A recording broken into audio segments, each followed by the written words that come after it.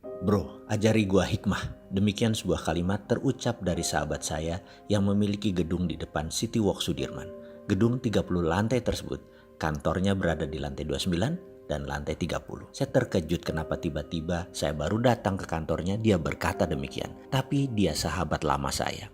Dia juga mitra bisnis saya. Saya tahu sekali tabiatnya. Dia berhati lembut, sensitif sekali. Dan kalau dia berkata begini, saya jarang komentar.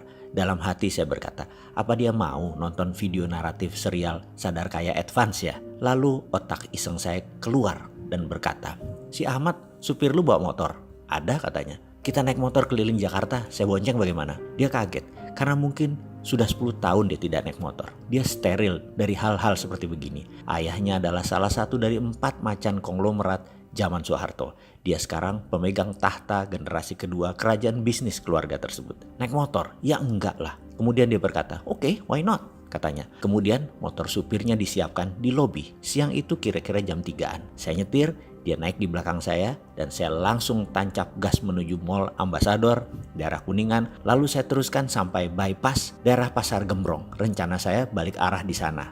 Dan ternyata hujan besar sekali di daerah bypass tersebut. Untung kami sempat berteduh di bawah tol di bypass tersebut. Ada puluhan motor melakukan hal yang sama. Hujan membesar, air bergerak naik ke arah trotoar, dan sahabat saya mulai gerutu.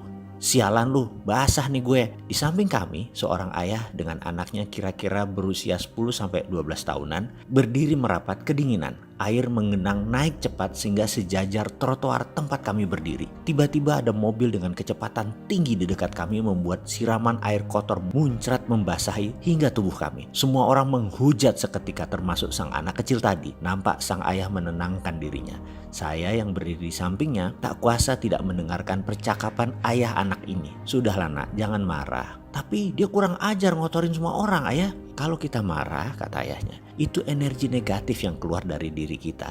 Dan ingat, dunia ini bulat. Dan sekali lagi, energi itu kekal. Sekali energi itu tercipta, mereka akan terus ada. Dan karena kehidupan ini berputar, energi itu akan kembali ke diri kita sendiri. Saya terdiam, termangu mendengarnya. Begitu juga sahabat saya yang berdiri tepat di samping saya. Sang ayah melanjutkan, mulai sekarang kamu harus bisa mengeluarkan energi hanya yang positif. Misalnya doakan orang tadi agar selamat sampai ke rumah dan ikhlas dalam berdoa.